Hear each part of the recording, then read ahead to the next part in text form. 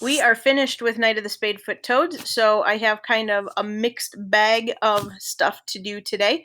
We are going to read a short story, which you can see on the screen. We are going to talk about writing paragraphs, which is pretty short.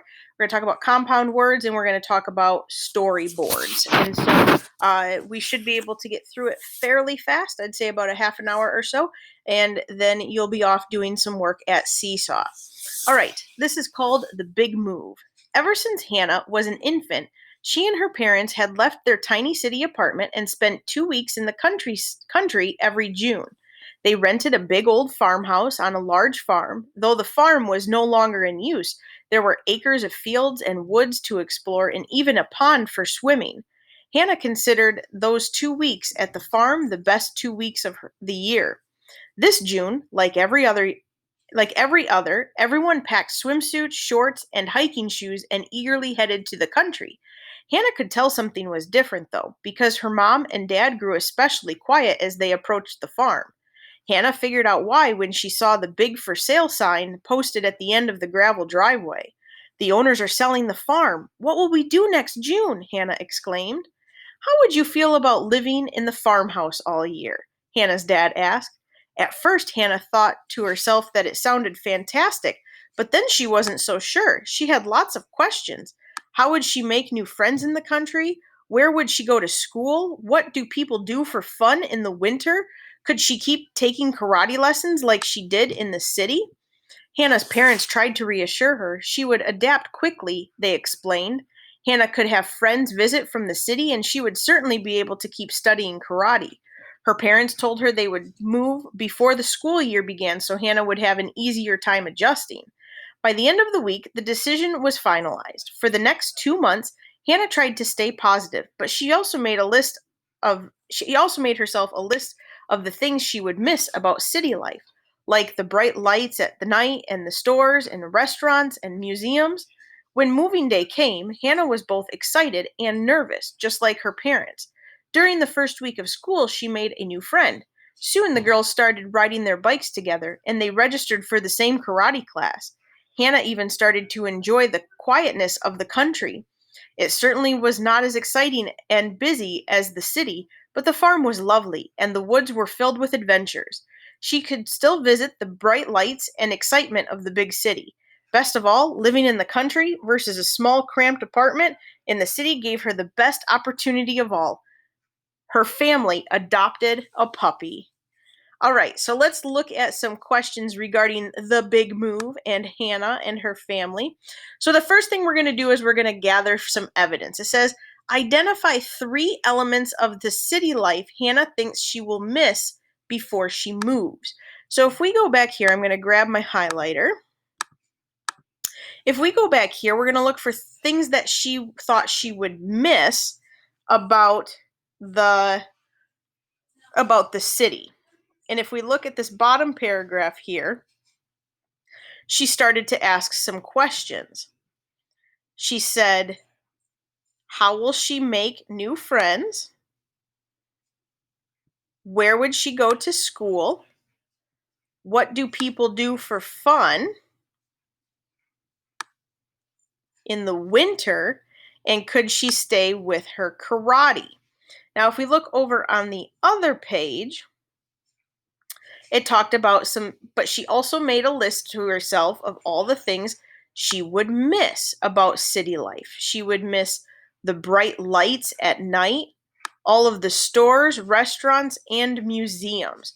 So let's put that on our list. She would miss the bright lights of the city. She would also miss the stores in the city. And she would also miss, I have to go back and look at my highlight because I've already forgotten, the stores, restaurants, and museum. Let's put museums down. There really usually are not museums in the country, so I could see how that would be museums, M-U-S-E-E-M, museums in the city. Stretch that out so we can read it. So 3 parts of the city life that she thinks she's going to miss are the bright lights, the stores, and the museums. There was also restaurants, so there were four opportunities there for you. You only needed to list three. Then it says identify three elements of country life Hannah enjoys after she moves. So let's switch to green for after.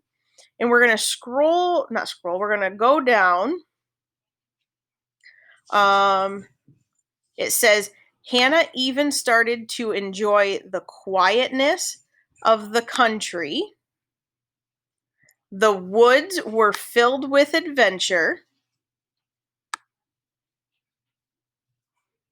And she got to have a puppy because they had room. So those are three things that she enjoyed.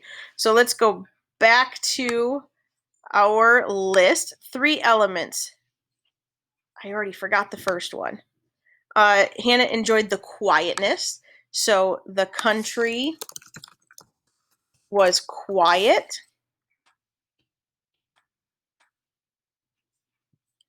The woods were filled with adventure. And the last one, which most people love, is their family got to get a puppy, which I'm assuming based on the text she wasn't allowed to have one in her apartment complex, or there just wasn't enough space in her apartment. Nice. So we're just gathering some evidence. We're learning about Hannah. First, she didn't want to go, then she did, and that is great. So the next slide, when Hannah thinks about moving, she has lots of questions. Let's come up with more questions about moving to the country if it were us. Now, if you were with me for the live lesson, we came up with them together, so I'm going to come up with them kind of on my own. She asked about where she would go to school. She asked, I got to go in. How long will it take us to travel to our favorite places? Because when you live in the country, it generally takes a little bit longer. Let's do another one. Where will we go shopping? She asked what they would do in the winter. Let's go back 2 slides. I highlighted it. How would she make new friends in the country? Where would she go to school? What do people do for fun in the winter? Could she keep taking karate class like she did in the city? So think of some other questions. You might be able to put these in the assignment on Seesaw today. There we go. How close will her neighbors be? And I say that because usually in the country, the houses are spread out a little bit further. Also, something else about the country is what kind of wildlife will she see? Another one something that we can think about from the city to the country is how safe is the country? And depending on where you live, that answer might change. Let's try to get 2 more. Will her friends from the city be able to visit? And then 7, let's do one more.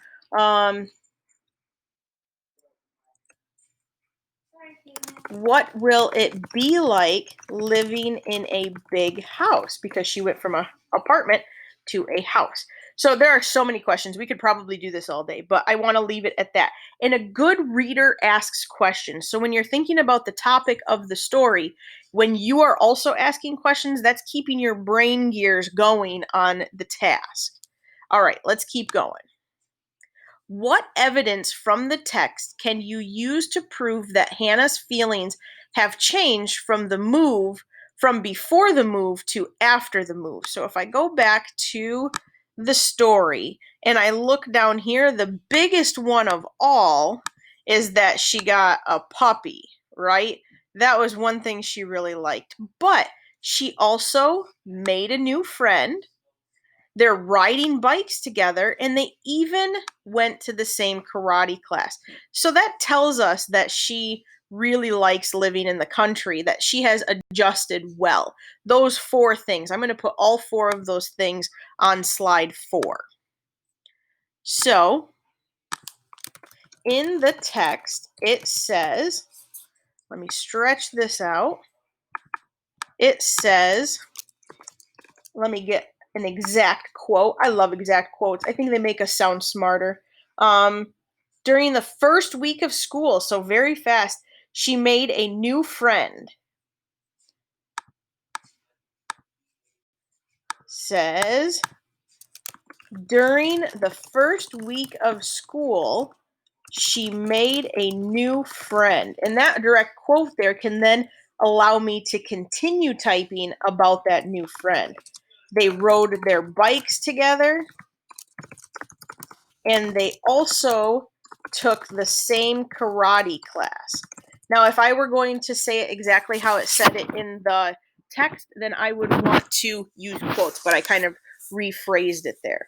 So this tells me that Hannah has adjusted well to her new house, school, and classmates.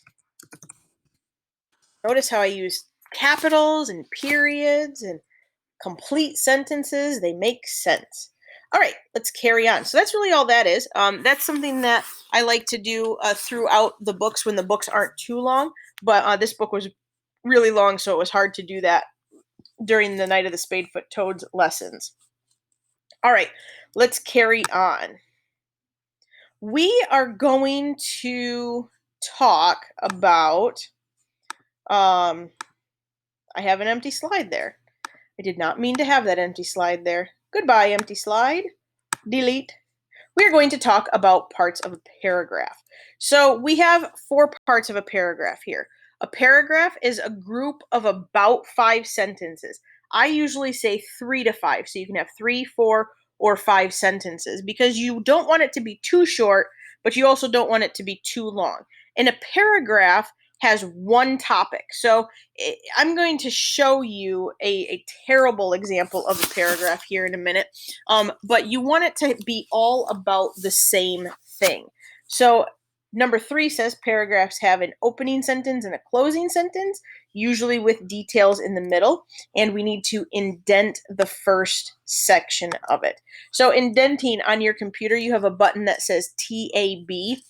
For most programs, that will indent for you. If that does not let you indent, it is 5 spaces. So let me get in here. 1, 2, 3, 4, 5. All right, here is my first paragraph. The boy went to the lake. Across town, the fire station got a call. Mom said, no. I need help with my homework. All right, that is a 3-sentence paragraph. I would say it looks like a paragraph, but oh boy, this is not very good. It's not very good because it doesn't have one topic. It's talking about the lake. I guess it's a 4-sentence. Mom said no is a short sentence. But it's talking about a boy going to the lake, a fire station getting a call. Mom said no to what? And I need help with my homework. This has 4 different ideas in it. You want a paragraph to be all about one thing. And when you change ideas, then you would change the paragraph. So what I would like to show you is a paragraph that is well written. 1, 2, 3, 4, 5 clicks of my space bar because my tab doesn't work on this. Let me stretch this out. And I'm going to write 5 animals in a vernal pool. You must be patient. To be patient, capital, to be patient, you should move slowly or not at all. To see the most animals, you should go out at night with a flashlight. If you move too fast, though, if you move too fast through a vernal pool, you might not see anything. Now, this sentence is a little beefier. It's thicker. It has a little bit more to it. But this is all about being patient in a vernal pool. All of the details tell us about being patient in a vernal pool. It starts with saying to find animals in a vernal pool, you must be patient. And then it ends with, if you move too fast, you might not see anything. So if you're not patient, you're not going to see anything, right? So you have a task today where I'm going to ask you to compare and contrast two characters from Night of the Spadefoot Toads. You can do any two characters you want, except for the two characters that I do, because where are you going to get all your information from? Me, right? So you cannot use my characters. You can use any other characters except for mine.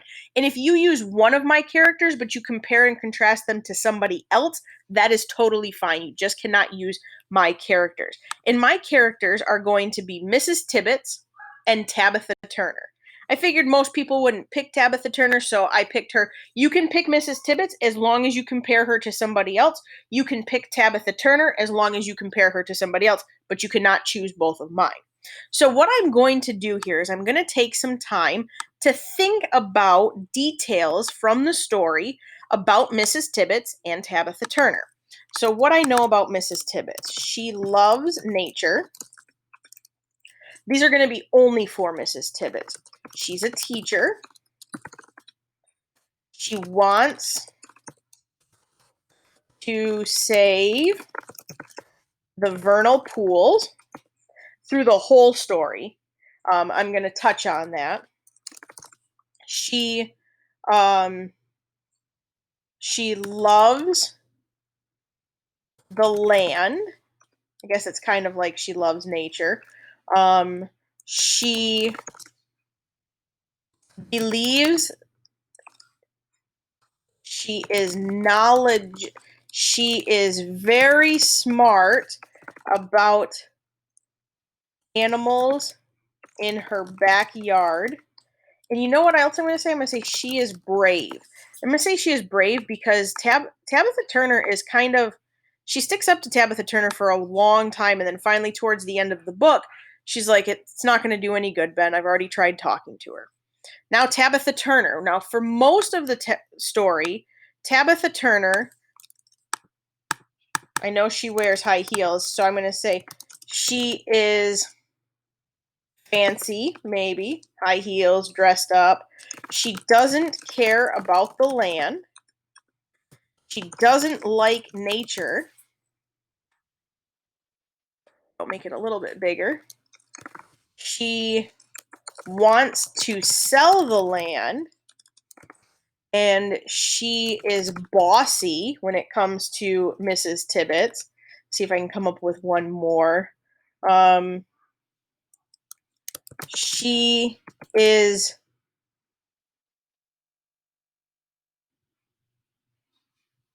not easy to convince. She's kind of stubborn. She wants what she wants, and she wanted that land sold, right? Now, what are some details about both of them? They have both lived on the land of the Spadefoots. Tabitha Turner grew up there, right, with Mrs. Tibbets' husband, Thomas. They both know about the Spadefoots. They are both sisters in law. That means they're not real sisters. It means that somebody married somebody else's brother. So Mrs. Tibbets married Tabitha Turner's brother, so they become sister-in-laws because you're married by law, so it's in law. Both are women. Both know and have talked to Ben. I think that's pretty important too. So I would do a Venn diagram here, but it's hard to make a Venn diagram, so I did a Venn squareogram. Sure, right? I just made something up. But now I'm going to take this information and I can put it into, I think that's where this was supposed to be. It absolutely was. This is where I can put my paragraphs. So when you compare and contrast, you should have 3 paragraphs, 3 to 5 sentences long, and you are comparing and contrasting your characters. So I'm going to start with Mrs. Tibbets. Mrs. Tibbets, I forgot to indent first thing. 1, 2, 3, 4, 5. Mrs. Tibbets, stretch this out. Mrs. Tibbets is a fifth grade science teacher who cares about nature.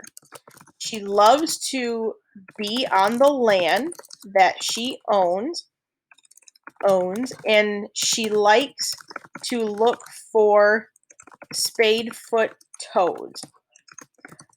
Mrs. Tibbets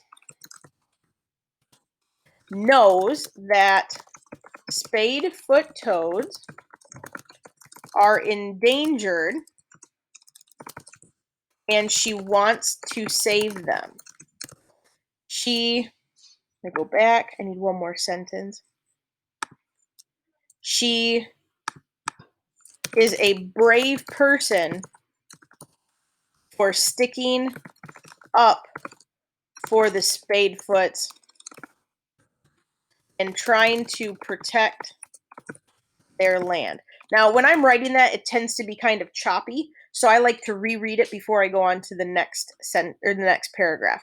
Mrs. Tibbets is a fifth grade science teacher who cares about nature. She loves to be on the land, and she owns, and she likes to look for spadefoot toads. Mrs. Tibbets knows that spadefoot toads are endangered, and she wants to save them. She is a brave person for sticking up for the spadefoots and trying to protect their land from builders. We want to make that clear.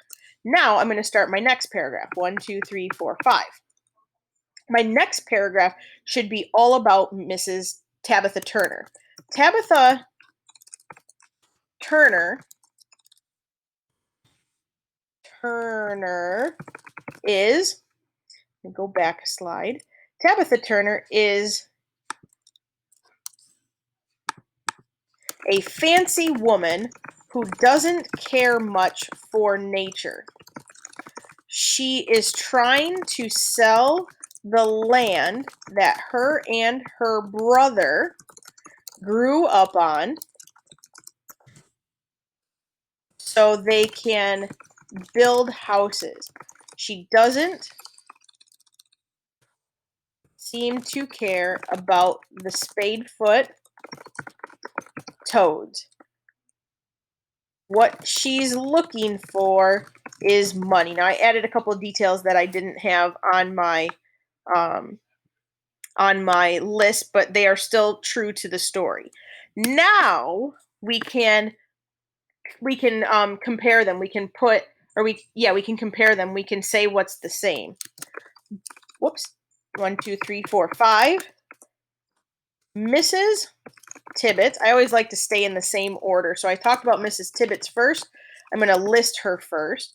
Mrs. Tibbets and Tabitha Turner have both lived on the land that the spadefoots live on. Spadefoot toads live on. That land is possibly going to be sold for houses. Whoops, I need to get back to Mrs. Tibbets and Tabitha Turner. They disagree about what should be done with the land. They also both know Ben, and he has been trying to convince both of them to do everything they can to save the spadefoot toads. Let's see. I have 1, 2, 3 sentences there for that last one, so that fits 3 to 5 sentences. So I'm going to reread that one to make sure it all makes sense. Mrs. Tibbets and Tabitha Turner have both lived on the land that the spadefoot toads live on. They disagree about what should be done with the land. They also both know Ben, and he has been trying to convince both of them to do everything they can to save the spadefoots. That, my friends, is an excellent example of 3 paragraphs that compare and contrast 2 characters. So that is one of your goals for today. Do your best. If each paragraph is only 3 sentences, so be it. Maybe you can go above and beyond, though, and get 3 to 5 sentences in each paragraph. Don't forget to indent. All right, now for a little bit of fun. I'm going to set a 3-minute timer. and I'm going to list as many compound words as I can. And I'd like you to try to do the same, or like start shouting some at me, hoping that I actually hear them, even though I'm recording this ahead of time. If you were at the live lesson, you were giving me the compound words. So let's do that. Set a 3-minute timer. Okay, your timer is set for 3 minutes. Okay, here we go. I need to make this big, and I'm going to start now. Bookcase, basketball, softball, football, um, driveway from yesterday.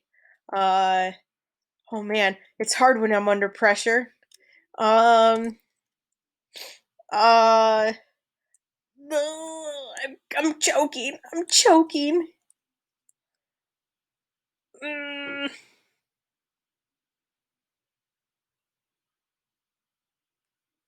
Oh man, I'm not doing very good. Um, Turnabout. That's one. Um, Grassland. So you need a little more space. Wetland. Um, Back seat. Front seat. Oh, front seat's 2 words. Back seat's 1 word though. Backyard. Uh, Timeout. I think timeout's 1. Oh man, my timer's running out. Sunset. Sunrise. Hmm. Paint. Paintbrush is not 1. Paintbrush is not 1. Did I do baseball already? Baseball. The dog's barking upstairs. Oh, it's so hard when you're trying crosswalk. When you're trying really hard to think of words off the top of your head. Uh, Backpack. Stairwell. Stairway. Um, um, mm, oh no, I'm right. A few seconds left. Uh, mm,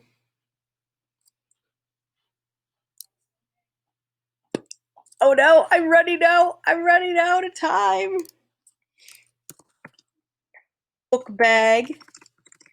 Kind of like backpack. It's gonna go off. There it is. I tried my best. I got 1, 2, 3, 4, 5, 6, 7, 8, 9, 10, 11, 12, 13, 14, 15, 16, 17, 18, 19. I bet that the live lesson got way more than me by myself. I don't do well under pressure like that. All right, that was just for fun. Let's go to the last one. I want to talk about a storyboard template really quick. So what you are going to do today, and I'd like to show these to Mrs. Simon, our new principal, when they are finished, is that I would like you to create a storyboard. You're going to have to create it. If you know of a way to create it online, be creative online. But the way I have it set up is that you'll need to create it on a piece of paper at home, and I want at least 5 boxes, but I have 6 here, and I want the boxes to go in order. And so you're going to think about some major events from the story, and one of the first events that I'm going to write is that Ben just moved from Arizona. Ben just moved from Arizona. He misses his friends, Lizard, and the desert. Okay, so I would then draw a picture of that. Okay, so that's going to go with the top one, and then I'm not going to be able to draw a picture here, but I would put my picture in this area. Okay, I'm not on my touch screen right now, so I don't even ask me. All right, then I would want another detail that comes after Ben just moved to Arizona. So he wanted his box. We can skip that though. But then Ben learns about the spadefoot toads that are endangered in his new town, Edinburgh, Massachusetts. I'm just keeping it kind of short there. All right, let me make this a little bit smaller. So then I would draw a picture that supports, maybe I could just draw a picture of a spadefoot toad. You might want to look it up online to get it right, or you can just draw it based on memory. Then I am going to give another detail that goes after Ben learns about the spadefoot toads. Ben also learns that Mrs. Tibbetts, sister-in-law, is going to sell the land the spadefoots are on, spadefoot toads are on, to build houses. Okay, that's kind of big, so I'm going to have to make that tinier.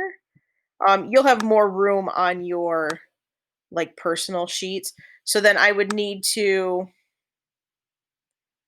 there we go. We'll just have it go outside the box. I would put it under the box. I just don't really have room on this. So Ben learns that Mrs. Tibbetts' sister-in-law is going to sell the land that the spadefoot toads are on to build the houses. Then I need another detail that comes after that. Ben works with Mrs. Tibbetts, Mr. Lindsay, and Tabitha Turner. He ends up working with her. Tabitha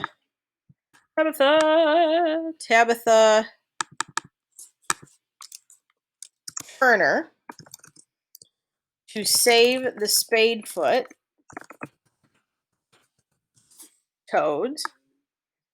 Oh, you know what I really want to do? I really want to put